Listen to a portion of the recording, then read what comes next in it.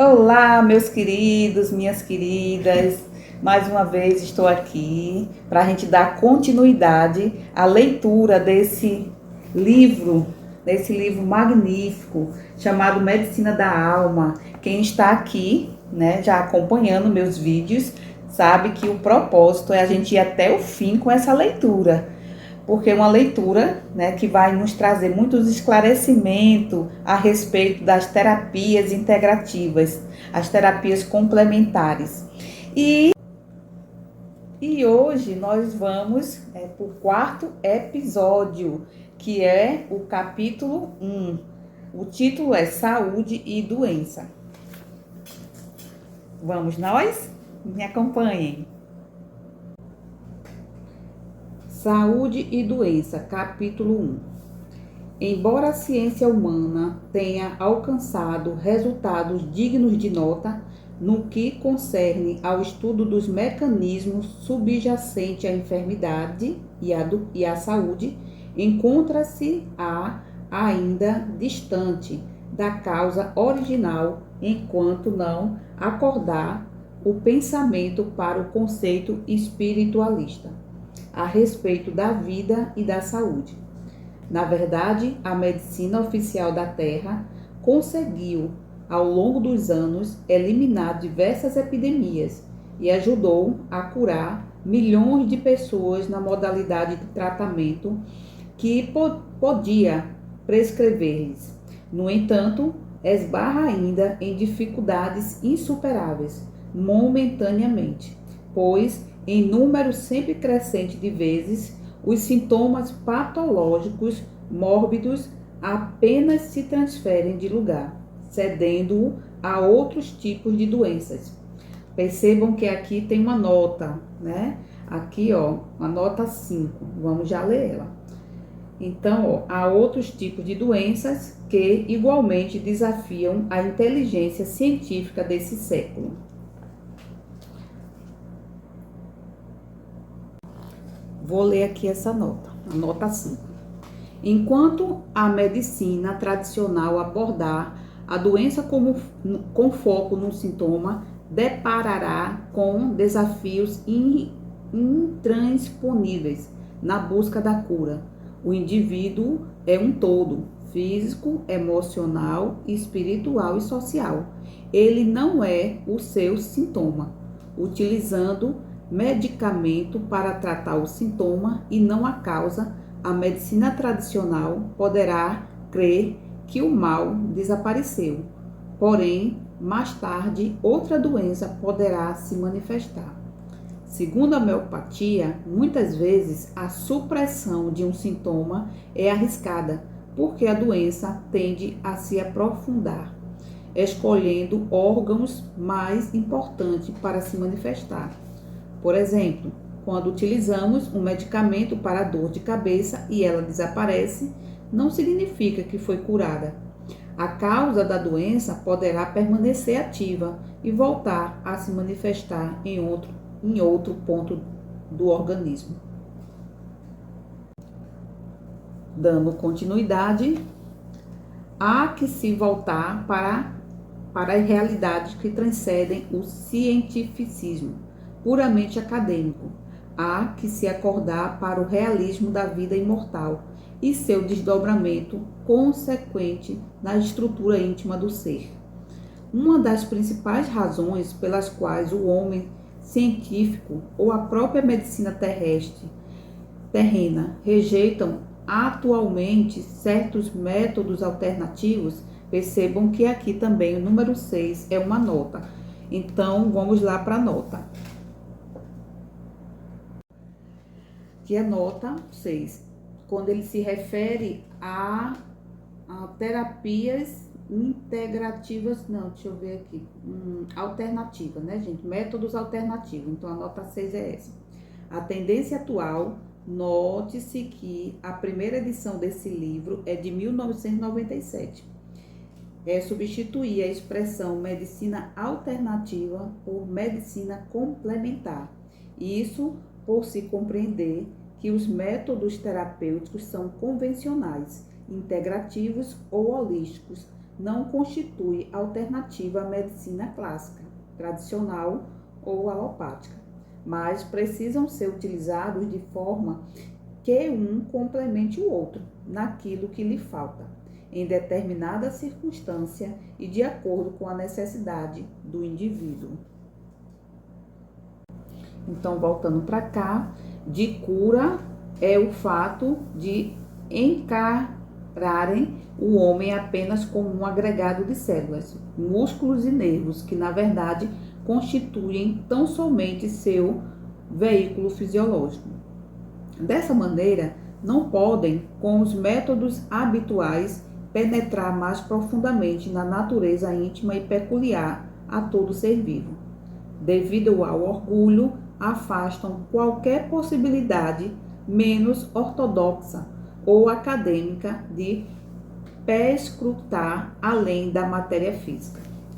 Com base em fatos subjacentes pesquisados e provados por um número satisfatório dos cientistas encarnados, por indicações e demonstrações inquestionáveis a respeito do contínuo da vida, pode-se constatar que, apesar de o cérebro ser comparado por muitos a um computador complexo, ele tem necessidade de um agente para instruir o sistema nervoso a respeito de como deve agir e fazer.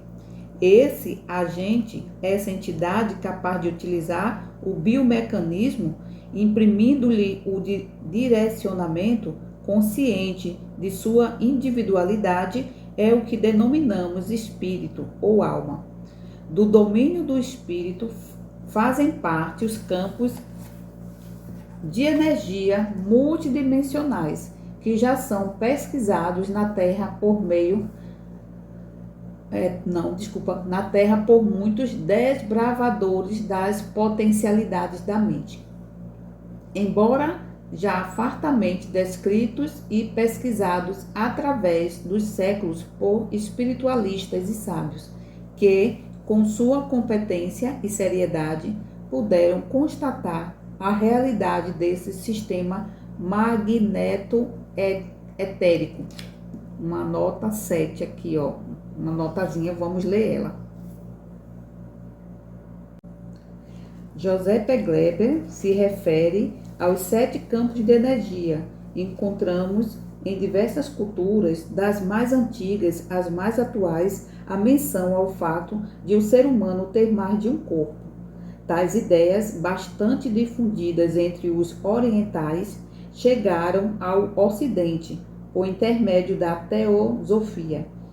De acordo com a Wikipédia, a enciclopédia virtual livre, para a teosofia, tais corpos, que ela denomina os 7 princípios do homem, são os veículos que o indivíduo possui para manifestar-se nos diversos planos. Em seu conjunto, formam a constituição setenária do homem. Pronto, voltando para cá, que apenas agora os irmãos encarnados, dedicados às academias e institutos científicos da Terra, começaram a devassar. Visto da ótica real, uma vez que deste lado de cá da vida já estamos estudando estruturas mais complexas de manifestação da consciência. O ser humano, ou todo organismo vivo, mobiliza e metaboliza uma variedade de energias dentro da faixa eletromagnética e astral.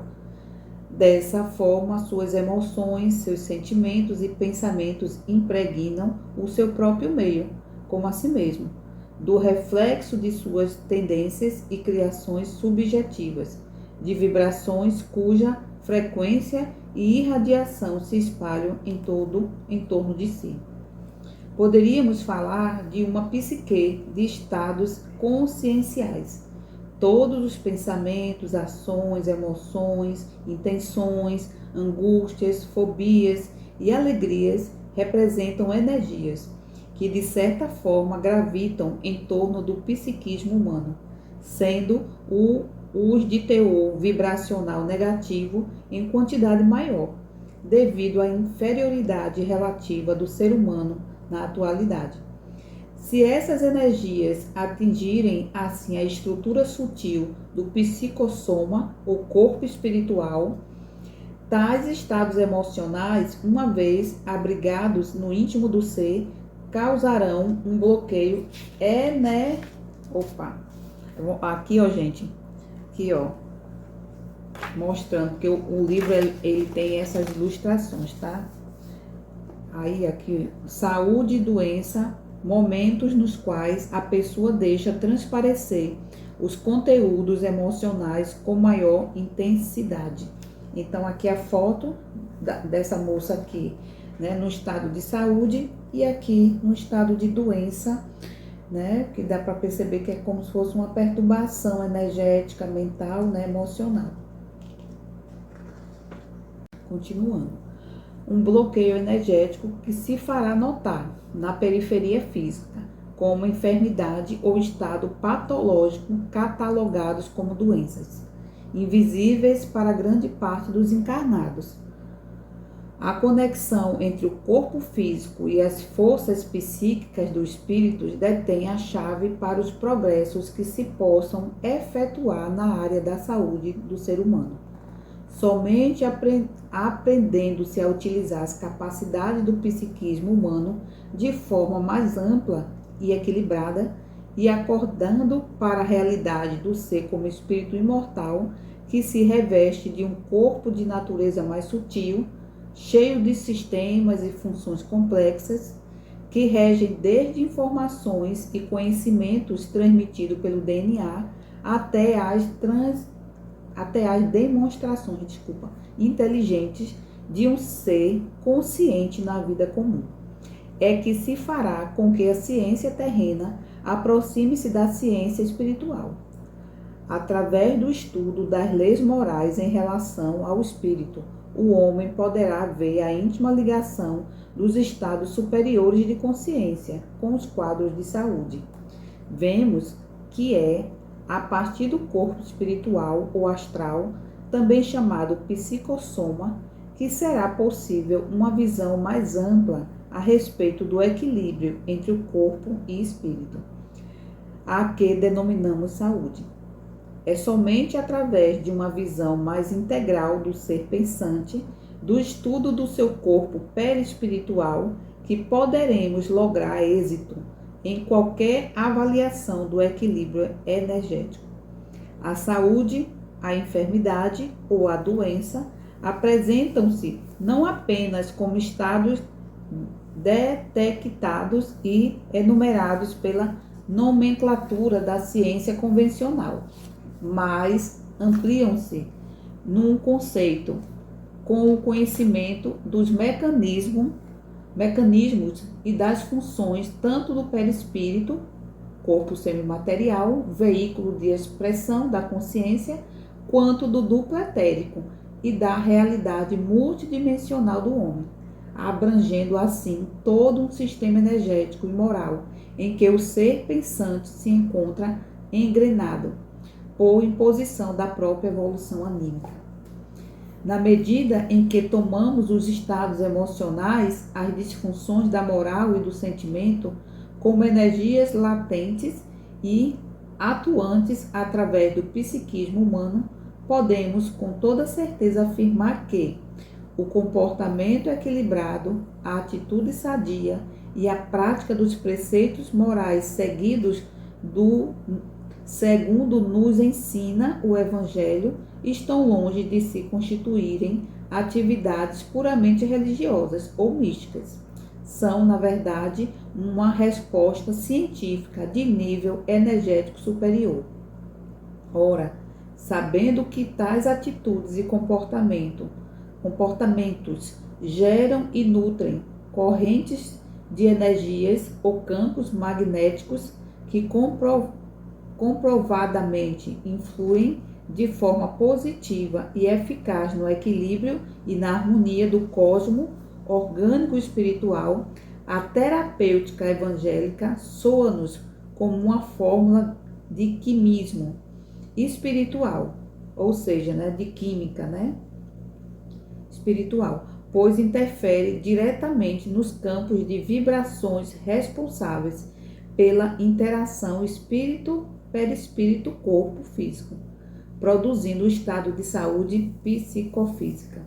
Eis que a terapia dos ensinamentos evangélicos e espiritistas, convidando-nos a realizar reforma em nossas vidas, transformam comportamentos, palavras, ações e sentimentos, e é, na verdade, o recurso por excelência que elevará o quanto vibratório do psiquismo do ser, extravasando para o físico as manifestações saudáveis de suas vivências íntimas.